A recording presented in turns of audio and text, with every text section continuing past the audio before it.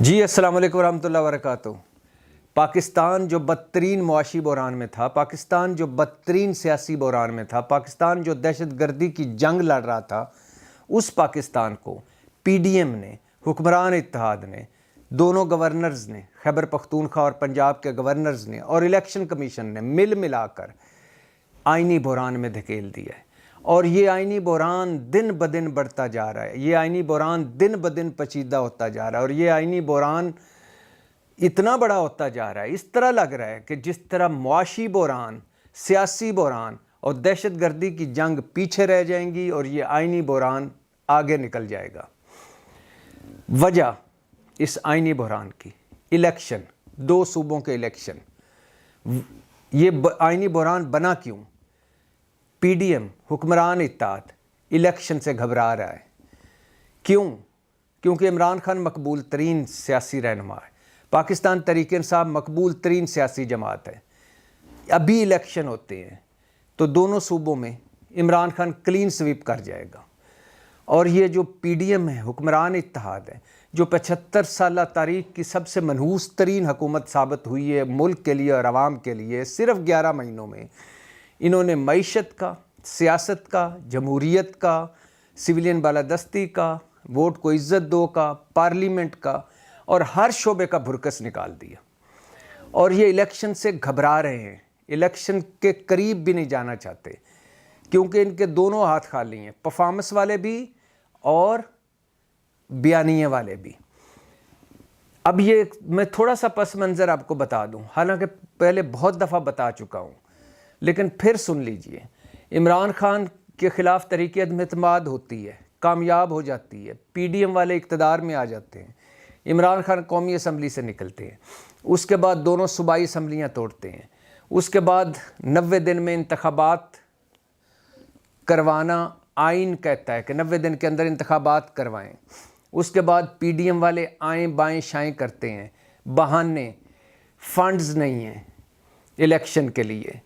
Law and order کی situation خراب ہے، امن و امان ٹھیک نہیں ہے، مردم شماری ہونی ہے، حلقہ بندیاں ہونی ہیں۔ اصل میں یہ سب بہانے ہیں۔ اصل کیا ہے کہ الیکشن سے پہلے عمران خان کو جیل میں ڈالنا ہے، نااہل کرنا ہے، نواز شریف کو واپس لانا ہے اور اس کی زیر نگرانی الیکشن لڑنا ہے، تحریک انصاف توڑنی ہے، کمزور کرنا ہے، تب الیکشن میں جانا ہے۔ نواز شریف کو لانا ہے، عمران کو جیل بھجوانا ہے، تحریک انصاف کو توڑنا ہے، تب الیکشن کرنے ہیں، یہ بات ہے۔ اور اس وجہ سے یہ آئینی بحران بڑھا۔ 90 دن کے اندر انتخابات ہونے چاہیے، یہ کہہ رہا ہے آئین۔ اس کے بعد معاملہ گیا، جب یہ نہیں کروانے جب وزارت دفاع نے انکار کر دیا کہ ہم ایف سی رینجرز نہیں دے سکتے، وزارت خزانہ نے انکار کر دیا ہم پیسے نہیں دے سکتے، پولیس نے کہہ دیا، آئی جی نے کہہ دیا کہ ہم پولیس نہیں دے سکتے، ہائی کورٹ نے کہہ دیا ہم جوڈیشل افسر نہیں دے سکتے۔ اس کے بعد جب یہ معاملہ بڑھا تو صدر نے 2 خط لکھے الیکشن کمیشن کو کہ الیکشن کروائیں۔ الیکشن کمیشن نے آگے جواب دیا، آپ کا یہ مینڈیٹ نہیں ہے، آپ کی یہ ذمہ داری نہیں ہے، آپ اس میں نہ پڑیں۔ صدر نے کہا آئیں میرے ساتھ مشاورت کریں، الیکشن کمیشن کو کہا، الیکشن کمیشن نے کہا ہم پابند نہیں ہیں۔ اس کے بعد صدر نے ایک تاریخ دے دی کہ الیکشن کروائیں۔ جب یہ تاریخ دی تو الیکشن کمیشن نے آگے سے کہا، حکومت نے آگے سے کہا کہ آپ اپنی آئینی حدود میں رہیں، آپ اپنی آئینی حدود سے تجاوز کر رہے ہیں، اوقات میں رہیں، آپ منہ پر بیٹھی مکھی نہیں اڑا سکتے اور آپ ہمیں ڈکٹیٹ کر رہے ہیں۔ اس کے بعد بحران مزید ہوا تو معاملہ لاہور ہائی کورٹ میں گیا۔ لاہور ہائی کورٹ نے کہا کہ 90 دن کے اندر انتخابات کریں، پشاور ہائی کورٹس میں درخواستیں گئیں۔ اس کے بعد جب یہ معاملہ ادھر سے طول پکڑا، چیف جسٹس نے آج خود نوٹس لیا، چیف جسٹس نے آج خود نوٹس لے کے 9 رکنی بینچ بنایا۔ اب یہاں سے غور سے سنیے گا، کیونکہ سارا ہی آج کا جو میں نے بات کرنی ہے اسی 9 رکنی بینچ کے حوالے سے کرنی ہے۔ جو یہ آئینی بحران مزید پیچیدہ ہوا ہے وہ اسی 9 رکنی بینچ کے حوالے سے پیچیدہ ہوا ہے۔ جو بحران پہ بحران اب آگے آنے والا ہے وہ اسی 9 رکنی بینچ کے حوالے سے آنے والا ہے۔ 9 رکنی بینچ بنا، 2 ججز جسٹس اعجاز الاحسن، جسٹس مظاہر علی اکبر نقوی پر مسلم لیگ نے اعتراض اٹھایا، کہا یہ anti P M L N ججز ہیں، یہ متعصب جج ہیں۔ اور یاد رہے مریم نواز نے اپنے ایک سرگودے کا جلسے میں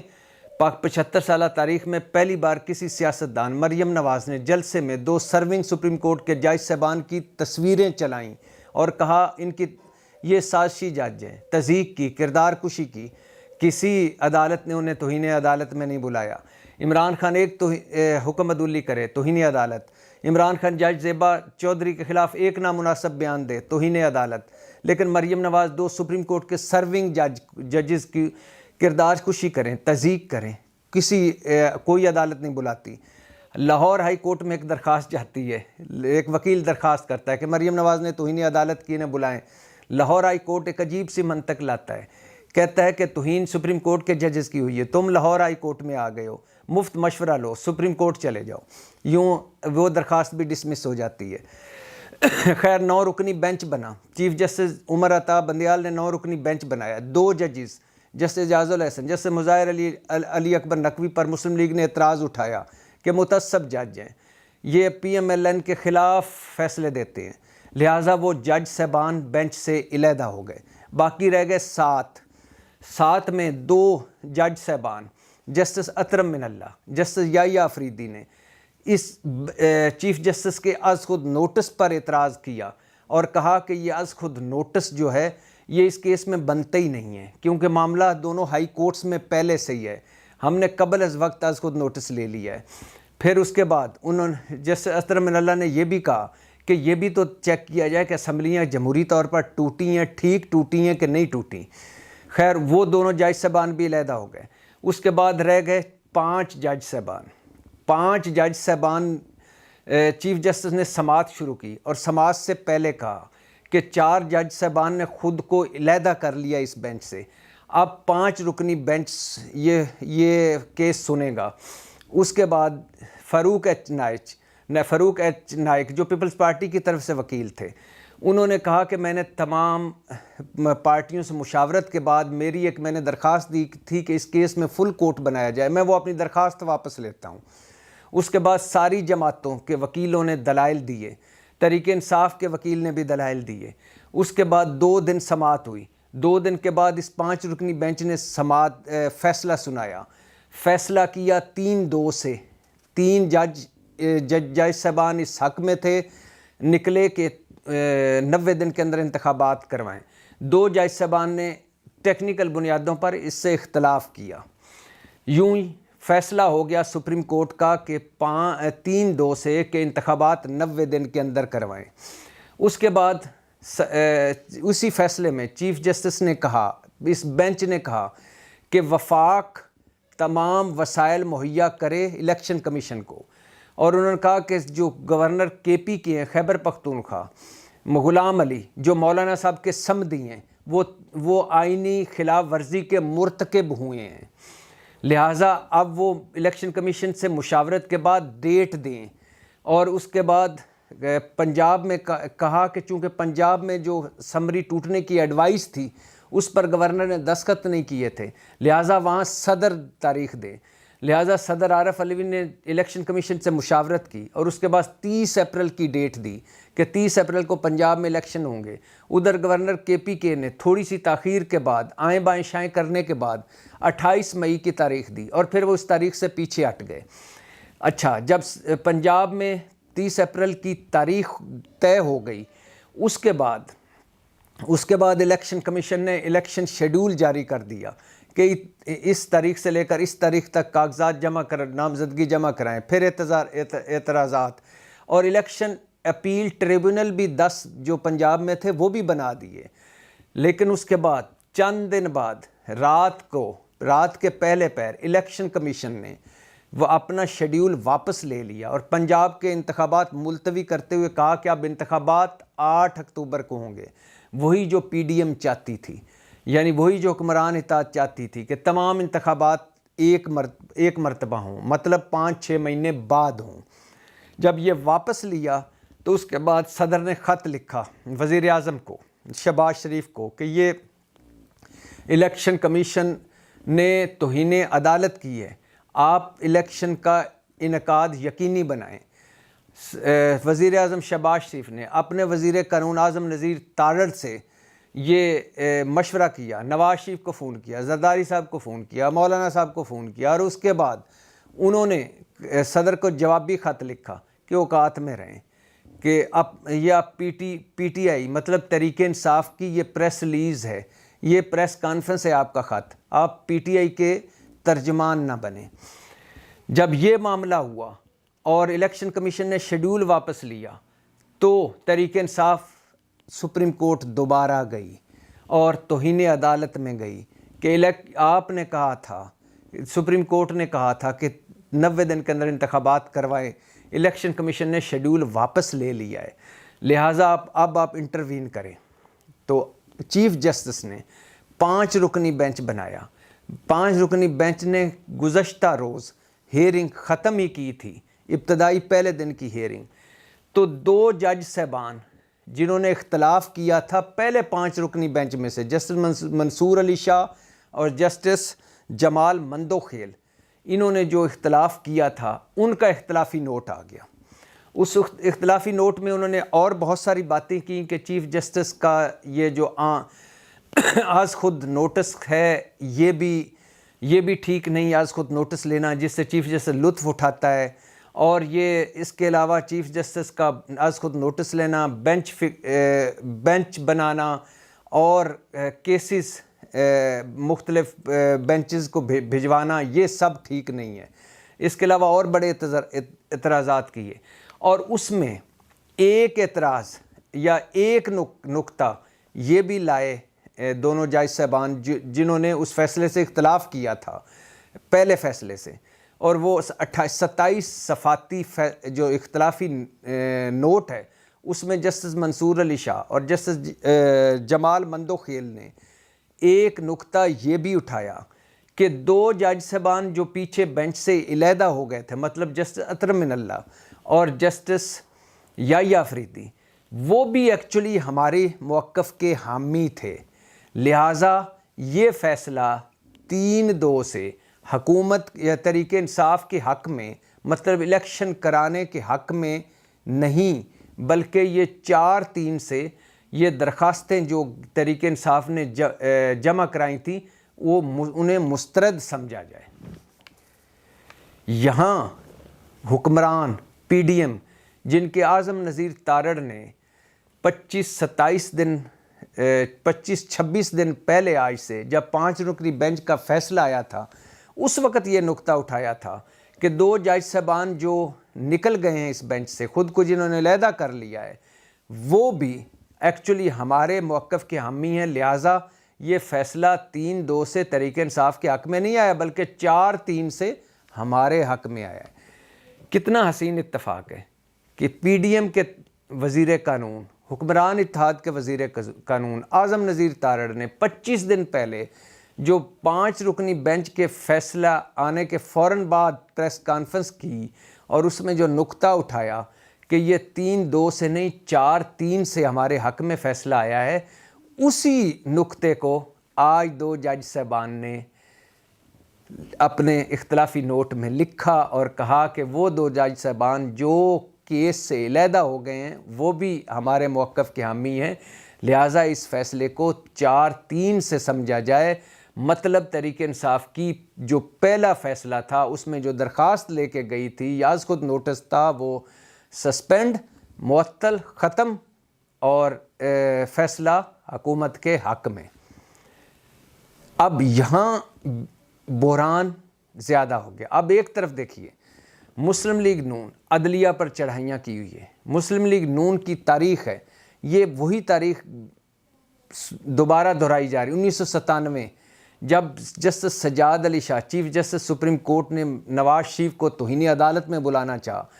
تو لاہور سے بسیں بھر کر مسلم لیگ لائی بندوں کی، انہیں پنجاب ہاؤس میں ٹھہرایا، قیمے والے نان کھلائے، اور پھر انہوں نے سپریم کورٹ پر حملہ کیا ڈنڈوں سے، اور اتنا شدید حملہ تھا مسلم لیگیوں کا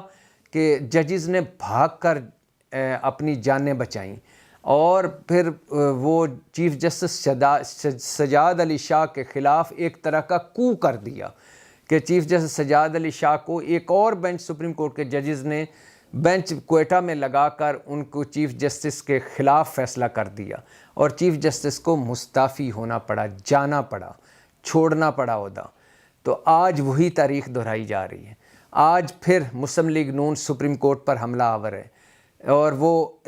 تضحیق کر رہی ہے ان ججز کی جنہوں نے ان کے خلاف فیصلے دیے ہیں، اور ججز تقسیم کا عمل بھی جاری ہے۔ اور یہ جو ملک تقسیم ہوا ہے، ہر چیز تقسیم ہوئی ہے، اب یہ تقسیم سپریم کورٹ میں بھی واضح نظر آ رہی ہے۔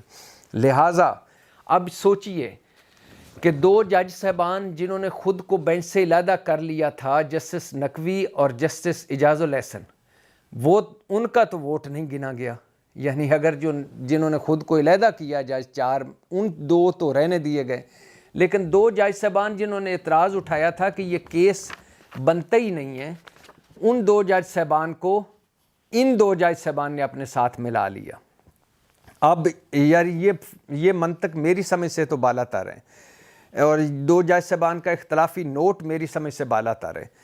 یا اب یہ دو جج صاحبان جیسے میں نے کہا ایک پارٹی کے اعتراض کے بعد علیحدہ ہو جاتے ہیں، ساتھ رہ جاتے ہیں، اور وہ تو بینچ کا حصہ نہیں رہے، لیکن دو جج صاحبان جو خود کو از خود علیحدہ کر لیتے ہیں وہ بینچ کا حصہ ہیں، یہ کیسے ہو سکتا ہے؟ پھر دوسرے بات، چیف جسٹس نے کیس شروع کیا تھا اور کہا تھا کہ چار جج صاحبان نے خود کو علیحدہ کر لیا ہے بینچ سے، اور لہٰذا اب 5 رکنی بینچ یہ کیس سنے گا۔ جب 5 رکنی بینچ سنے گا اور اس پر کسی فریق نے اعتراض نہیں کیا،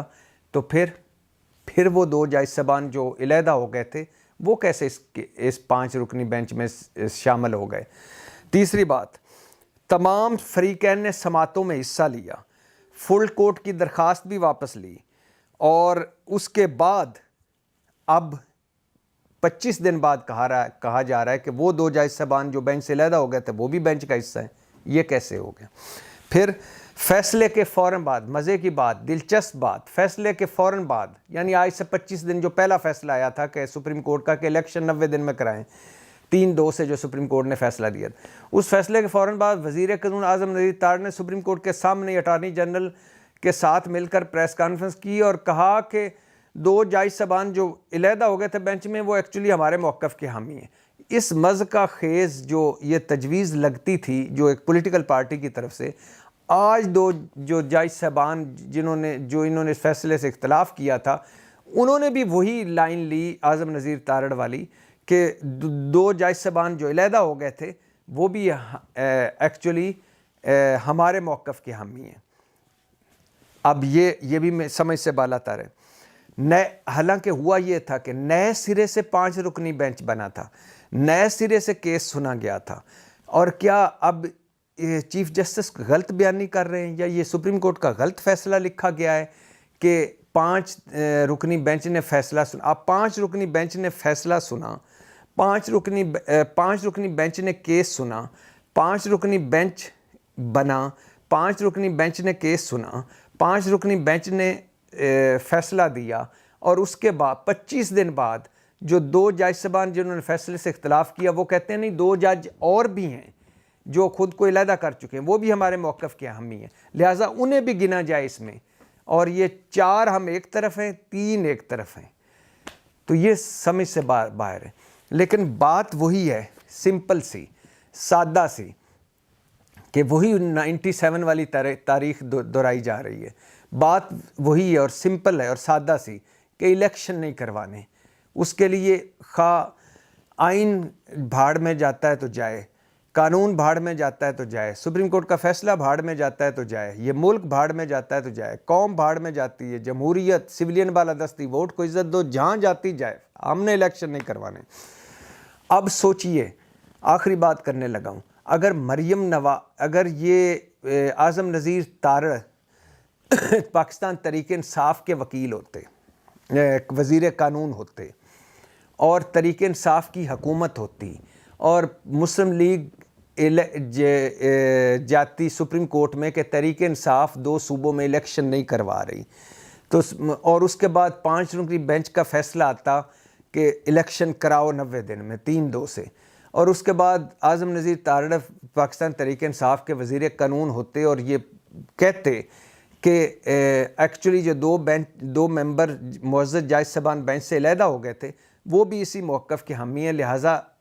تحریک انصاف نہیں جیتی، ہم جیتے ہیں۔ تحریک انصاف کے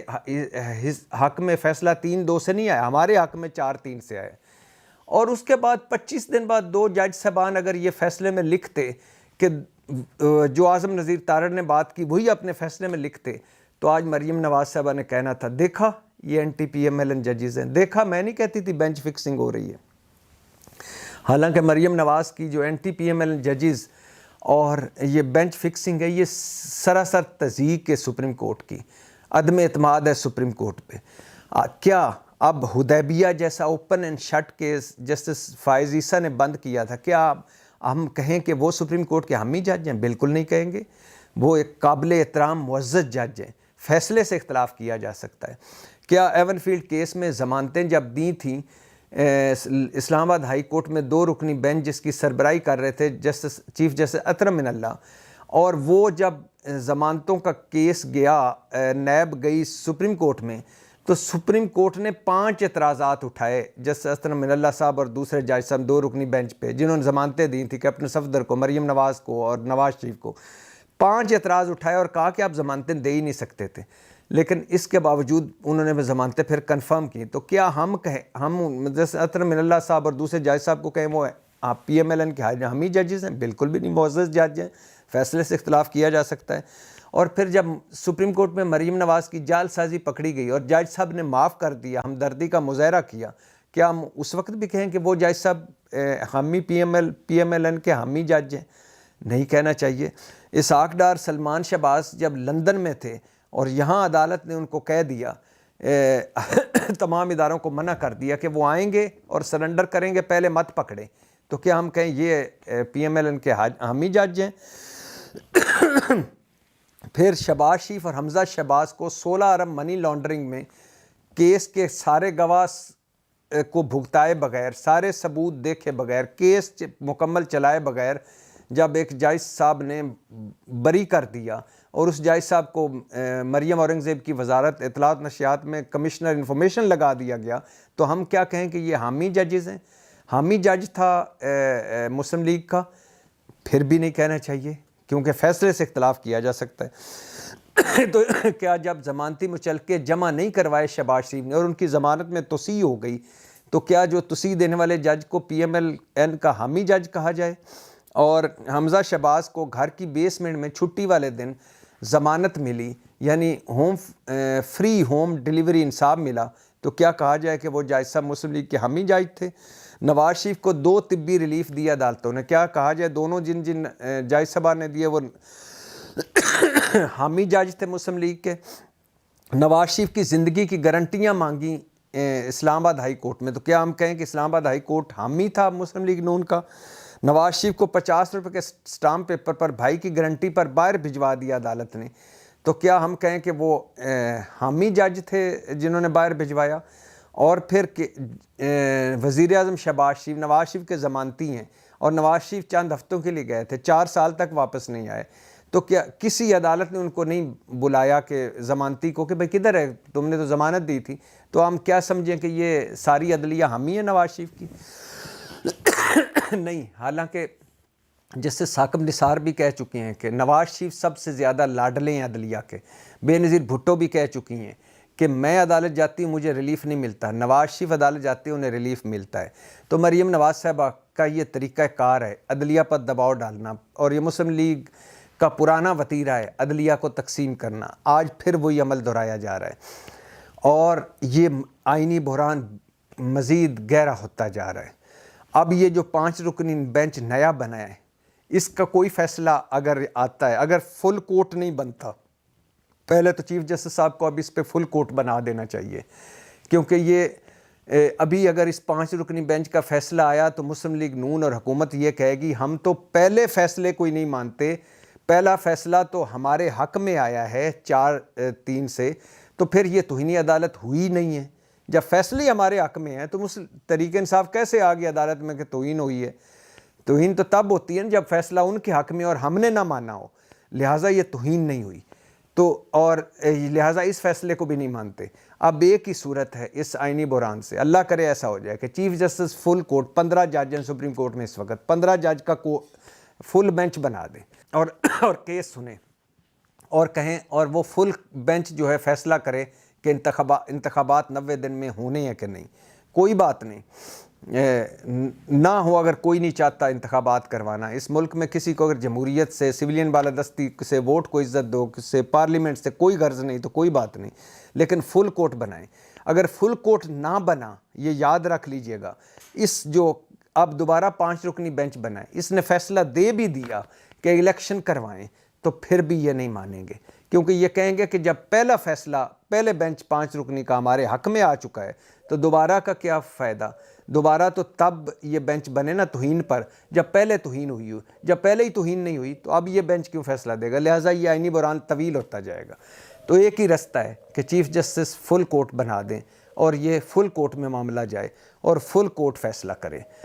تو کہنے کا مقصد یہ ہے کہ پی ڈی ایم، حکمران اتحاد، خاص طور پر مسلم لیگ اور دونوں گورنرز اور الیکشن کمیشن نے اس ملک کو